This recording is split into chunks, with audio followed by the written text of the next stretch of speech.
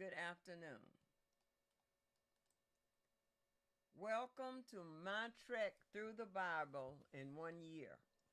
Today we're reading Zechariah 10 through 14, and it's entitled Messiah's Reign. There's no passage in the Old Testament that explores more thoroughly the relationship of the Messiah to God's plan for his Old Testament people. Nestled here, we find vivid pictures of Christ in both his first and second comings. The Old Testament gives many dramatic visions of events to take place at history's end. The focus of these visions is invariably on this earth and on the Holy Land. These passages universally portray a special role for the people of Israel and repeat God's consistent commitment to restore Israel to a place of blessing. Students of prophecy who treat these passages in a literal way seek to put the different passages together to gain as accurate a picture of God's end-time plan as possible. Other Christians tend to treat such passages in an allegorical or spiritual way and thus study them for personal application today. Both schools see the prophet's messages as affirmations of God's sovereign control of history, of his total commitment to his people, and of the ultimate triumph of righteousness. When coming to an extended passage like this one, we might take either approach, or we might take a third. One of the most exciting aspects of these Zechariah chapters is that they focus on the person and role of the Messiah. Here we have intimations of what Jesus would do in his first coming and of what he will do at his return. So for devotional reading of these chapters, it may be most meaningful to look at specific messianic images and see what these images have to say to us about who our Savior is and what he will do. For a more traditional treatment of the picture of the future provided in Zechariah 10 through 14, there's a book on Teacher's Commentary, and I have that book, but we're going to listen to Zechariah 10 through 14.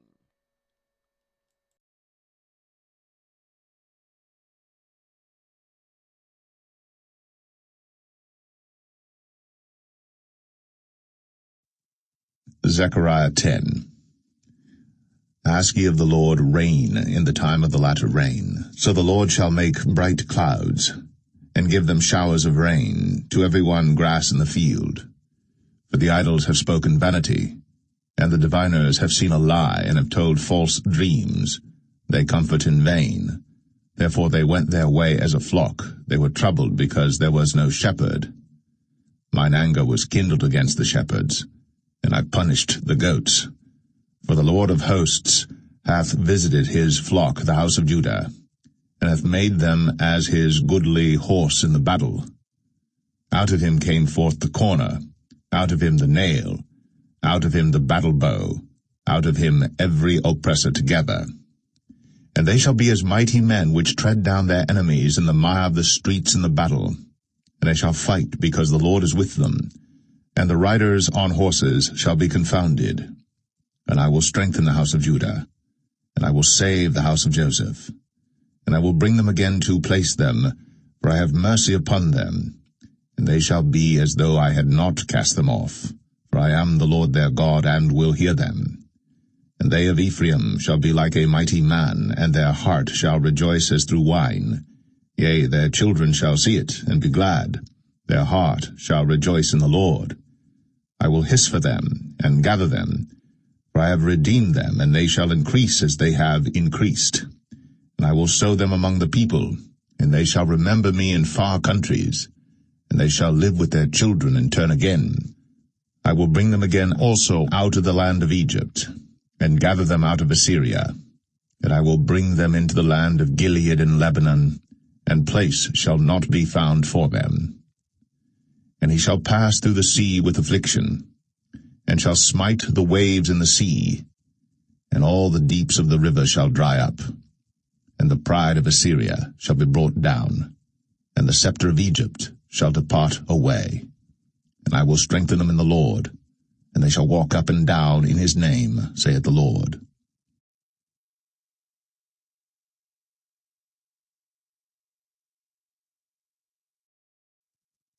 Zechariah 11. Open thy doors, O Lebanon, that the fire may devour thy cedars. Howl, fir tree, for the cedar is fallen, because the mighty are spoiled. Howl, O ye oaks of Bashan, for the forest of the vintage is come down. There is a voice of the howling of the shepherds, for their glory is spoiled, a voice of the roaring of young lions. For the pride of Jordan is spoiled.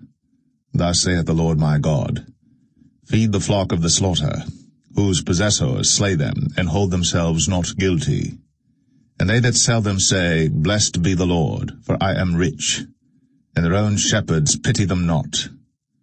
For I will no more pity the inhabitants of the land, saith the Lord, but lo, I will deliver the men every one into his neighbour's hand, and into the hand of his king, and they shall smite the land, and out of their hand I will not deliver them. And I will feed the flock of slaughter, even you, O poor of the flock. And I took unto me 2 staves, the one I called Beauty, and the other I called Bands, and I fed the flock. 3 shepherds also I cut off in 1 month, and my soul loathed them, and their soul also abhorred me.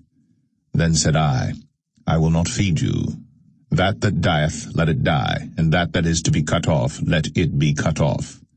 And let the rest eat every one the flesh of another. And I took my staff, even Beauty, and cut it asunder, that I might break my covenant which I had made with all the people. And it was broken in that day. And so the poor of the flock that waited upon me knew that it was the word of the Lord. And I said unto them, If ye think good, give me my price, and if not, forbear. So they weighed for my price 30 pieces of silver.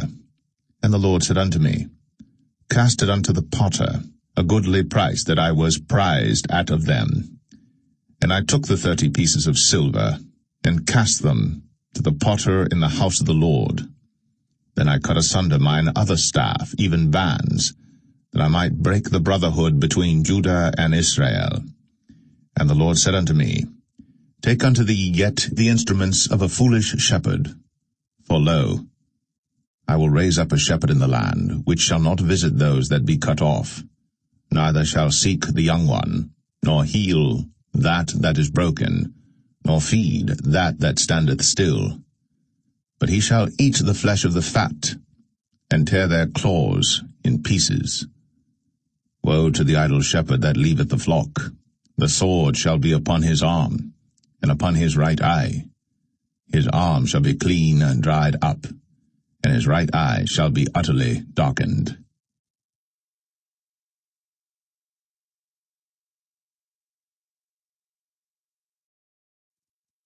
Zechariah 12. The burden of the word of the Lord for Israel, saith the Lord, which stretcheth forth the heavens, and layeth the foundation of the earth, and formeth the spirit of man within him. Behold, I will make Jerusalem a cup of trembling unto all the people round about, when they shall be in the siege both against Judah and against Jerusalem. And in that day will I make Jerusalem a burdensome stone for all people. All that burden themselves with it shall be cut in pieces, though all the people of the earth be gathered together against it. In that day, saith the Lord, I will smite every horse with astonishment, and his rider with madness. And I will open mine eyes upon the house of Judah, and will smite every horse of the people with blindness. And the governors of Judah shall say in their heart, The inhabitants of Jerusalem shall be my strength in the Lord of hosts their God. In that day will I make the governors of Judah like an hearth of fire among the wood, and like a torch of fire in a sheath. And they shall devour all the people round about, on the right hand and on the left. And Jerusalem shall be inhabited again in her own place, even in Jerusalem. The Lord also shall save the tents of Judah first, that the glory of the house of David and the glory of the inhabitants of Jerusalem do not magnify themselves against Judah. In that day shall the Lord defend the inhabitants of Jerusalem, and he that is feeble among them at that day shall be as David, and the house of David shall be as God, as the angel of the Lord before them. And it shall come to pass in that day, that I will seek to destroy all the nations that come against Jerusalem. And I will pour upon the house of David and upon the inhabitants of Jerusalem the spirit of grace and of supplications. And they shall look upon me whom they have pierced, and they shall mourn for him as one mourneth for his only son, and shall be in bitterness for him as one that is in bitterness for his firstborn. In that day shall there be a great mourning in Jerusalem, as the mourning of Hadad-rimmon in the valley of Megiddon. And the land shall mourn, every family apart, the family of the house of David apart, and their wives apart, the family of the house of Nathan apart, and their wives apart, the family of the house of Levi apart, and their wives apart, the family of Shimei apart, and their wives apart. All the families that remain, every family apart, and their wives apart.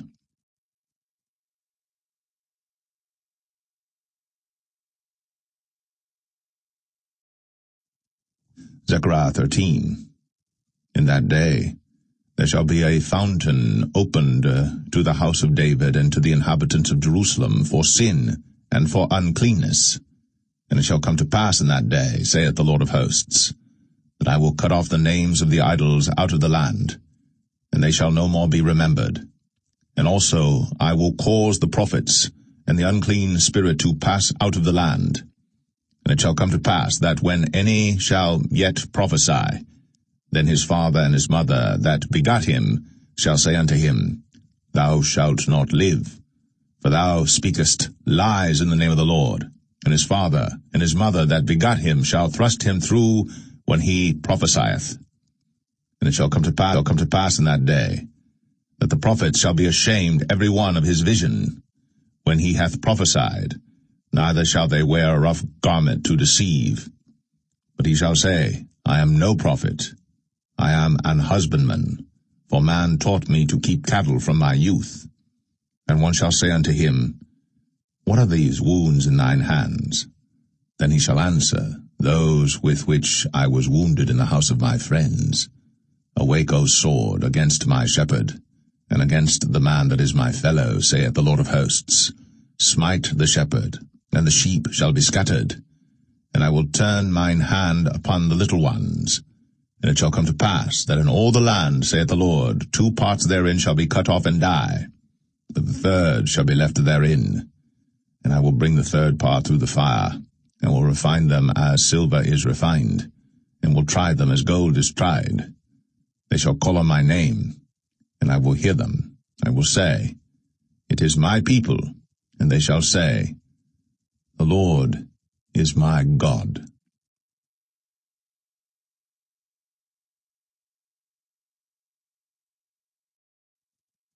Zechariah 14.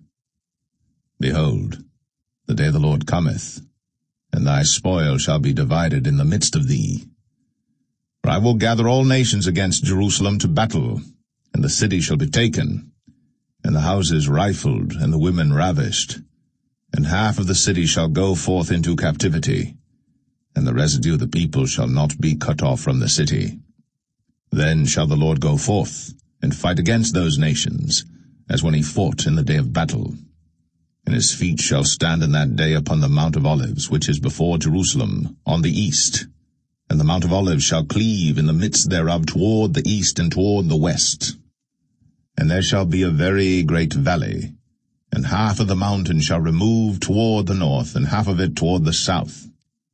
And ye shall flee to the valley of the mountains, for the valley of the mountains shall reach unto Azal, yea, ye shall flee, like as ye fled from before the earthquake in the days of Uzziah king of Judah.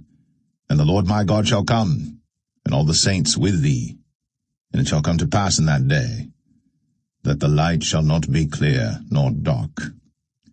But it shall be one day which shall be known to the Lord, not day nor night, but it shall come to pass that at evening time it shall be light. And it shall be in that day that living waters shall go out from Jerusalem, half of them toward the former sea, and half of them toward the hinder sea. In summer and in winter shall it be. And the Lord shall be king over all the earth. In that day shall there be one Lord, and his name one. All the land shall be turned as a plain from Geba to Rimmon, south of Jerusalem, and it shall be lifted up, and inhabited in her place, from Benjamin's gate unto the place of the first gate, unto the corner gate, and from the tower of Hananiel unto the king's winepresses. And men shall dwell in it, and there shall be no more utter destruction, but Jerusalem shall be safely inhabited. And this shall be the plague wherewith the Lord will smite all the people that have fought against Jerusalem. Their flesh shall consume away while they stand upon their feet, and their eyes shall consume away in their holes, and their tongue shall consume away in their mouth. And it shall come to pass in that day, that a great tumult from the Lord shall be among them, and they shall lay hold every one on the hand of his neighbor, and his hand shall rise up against the hand of his neighbor. And Judah also shall fight at Jerusalem, and the wealth of all the heathen round about shall be gathered together, gold and silver and apparel, in great abundance. And so shall be the plague of the horse, of the mule, of the camel, and of the ass, and of all the beasts that shall be in these tents, as this plague. And it shall come to pass that every one that is left of all the nations which came against Jerusalem shall even go up from year to year to worship the King, the Lord of hosts, and to keep the Feast of Tabernacles. And it shall be that whoso will not come up of all the families of the earth unto Jerusalem to worship the King, the Lord of hosts, even upon them shall be no rain. And if the family of Egypt go not up, and come not, that have no rain, there shall be the plague wherewith the Lord will smite the heathen that come not up to keep the Feast of Tabernacles.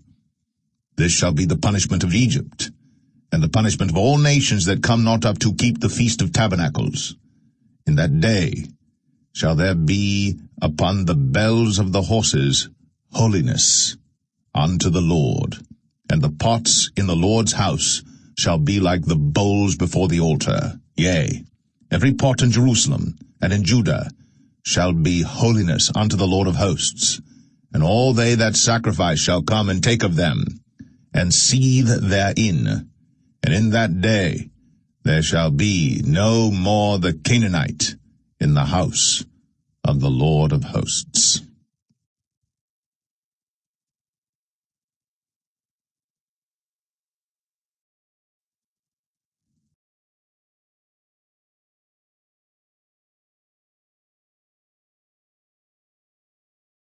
ZECHARIAH.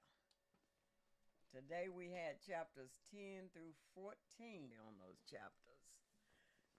The Jewish Targum viewed the person come from Judah. Here, Messiah is pictured as the cornerstone or foundation of the future. He is also the tent peg, the chief support of the future state, and the battle bow, or its war leader. In essence, Zechariah, how true this is for us. He is the foundation, the chief support, the only hope we have as well. In the Old and New Testament, the Good Shepherd stands for a godly ruler. Christ specifically took this title for himself. Here, Zechariah portrayed not only rejection of the Messiah, but his betrayal for the sum of 30 pieces of silver. The first overwhelming impression is simply this: rejection of the Messiah brings disaster. The dying die and the perishing perish. It's the same today. Our destiny depends on whether we accept or reject Christ, the Good Shepherd whom God has chosen to care for his flock. The 30 pieces of silver mentioned here are prophetic. This was the price that Judas received for betraying Jesus the night before he was crucified. In ancient Israel, 30 pieces of silver was the price of a slave. In later times, it was used much like our 2 cents. Why do people reject Christ today? Essentially, because they see him as insignificant to them personally. They feel value on the Savior's cross. Reference to the potter's field is also prophetic. After Christ was taken, Judas found no pleasure in the money and tried to return it. The priest refused to take it, and so Judas threw the coins on the floor. Since it was the price of blood, the priests were unwilling to put it back in the temple treasury and used it to buy a plot of land from a potter to be used for the burial of indigents, thus literally fulfilling the prediction of Zechariah. How strange that the priests tried to distance themselves from the money when they themselves paid the money in the first place. There is no way that we can ever separate ourselves from responsibility for our response to Jesus, no matter how hard we try. In 12:10, this is an obvious reference to Christ, pierced by the nails on Calvary's cross. The Hebrew preposition is perhaps better taken as look to rather than look on. The thought here is that as Christ's second coming, after God has set out to destroy all the nations that attack Jerusalem, Israel will look to Jesus in faith. This is in 13:7. This is another passage that the New Testament applies to Jesus. The Hebrew term strike clearly indicated the death of the shepherd. The Babylonian Talmud, an ancient Jewish commentary, deals with the divergent images of the Messiah in his suffering and triumph by suggesting there are to be 2 Messiahs, a suffering Messiah and a triumphant Messiah. Not until Christ's resurrection was it clear how one person could die for the sins of the people and later appear in power to rescue them. After the shepherd is stricken, he returns as the Lord to fight against Israel's enemies. Many events enable us to understand how this is possible. The Messiah is both man and God, both stricken and triumphant. When he returns, he will stand on the mountains of Israel and by his presence change their topography, and at the same time transform the whole land until at last is holy to the Lord. Hallelujah. Personal application: value nothing more than Jesus. Make him your all in all. That concludes our lesson for today. Thank you for listening. Blessed day.